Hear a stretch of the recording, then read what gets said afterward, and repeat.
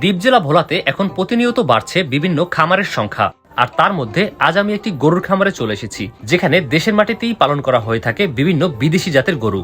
আর বর্তমানে এসব খামার থেকে গরু চলে যায় দেশের বিভিন্ন জেলাতে। তাই এরকম একটি খামার ভিজিট করার জন্য আমি সকাল সকালে চলে এসেছি মূল স্থানে, যেটি ছিল ভোলা জেলার চরফ্যাশন উপজেলার হাজারীগঞ্জ ইউনিয়নে। তো আসার পরেই খামারের লোকদের সাথে দেখা হয়ে গিয়েছে, আর তার সাথে আমি এখন খামারের মধ্যে প্রবেশ করব, যেখানে গরুগুলোকে রাখা হয়েছে। দেরি না করে আমরা খামারের ভিতরে প্রবেশ করেছি। আর এখানকার যেই ভাই রয়েছে সে হচ্ছে আমাকে একে একে বুঝিয়ে দিচ্ছে যে আসলে কোনটা কোন জাতের গরু, বাট আমি আপনাদের সাথে সেগুলো শেয়ার করব। তবে এখানে যে গরুগুলো রয়েছে মোটামুটি সবগুলোই বেশ ভালো মোটা তাজা। তবে এই মোটা তাজা করা কিন্তু মোটেও সহজ নয়, কারণ এর পিছনে অনেক পরিশ্রম রয়েছে। বিশেষ করে এক একটি খামারে অনেক মানুষ রয়েছে যারা এখানে কর্মরত থাকে, এই গরুগুলোকে দেখাশোনা করে থাকে। আর প্রত্যেকটি গরুর যে পরিমাণ খাবার সেগুলো টাইম মতো দিতে হয়। সেই সাথে এই খামারের গরুগুলোকে প্রতিদিন 4 বার গোসল করাতে হয়, যদিও সেটা একটা নির্দিষ্ট টাইম অনুযায়ী। আসলে যাদের এরকম একটি খামার রয়েছে তারাই আসলে বুঝতে পারে যে একটি খামারের কি পরিমাণ প্যারা হয়ে থাকে বা কষ্ট হয়ে থাকে খামার মেনটেন করতে। বর্তমানে গরুগুলোকে খাবার দেওয়া হচ্ছে, আর ঘাসের পাশাপাশি এখন ভুসিও খাওয়ানো হচ্ছে। আবার দিচ্ছি মিক্স খাবার। কি কি আছে এখানে? এখানে আছে ভুসি, খোল, পাতা ভুসি, চিকন ভুসি, আডার কুড়া। দর্শক দেখতে পাচ্ছেন গরুকে 14 আইটেমের হচ্ছে খাবার দিচ্ছে এখানে। এটা হচ্ছে ভুসি। তো প্রতিদিন 3 বার করে হচ্ছে তারা খাবার দিয়ে থাকে। আর সেটা কাঁচা ঘাস আছে, কাঁচা ঘাসও আছে। ঘাসের পাশাপাশি ভুসি খাওয়ানো হয়ে থাকে। দানাদার খাবার।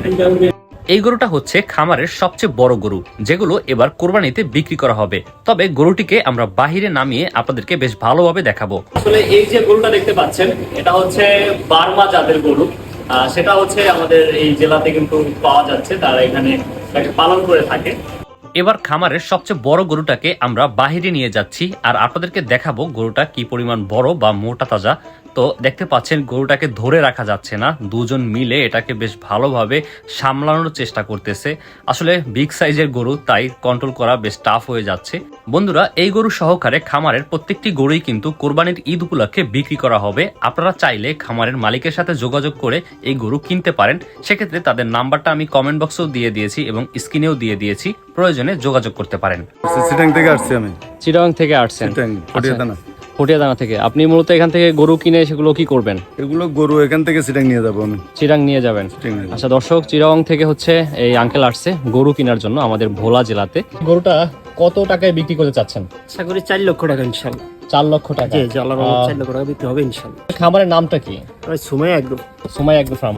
ইতিমধ্যে খামারের 2টি গরু বিক্রিও হয়ে গিয়েছে, আর কিছুক্ষণ পরেই সেই গরুগুলোকে ব্যাপারীরা নিয়েও যাবে।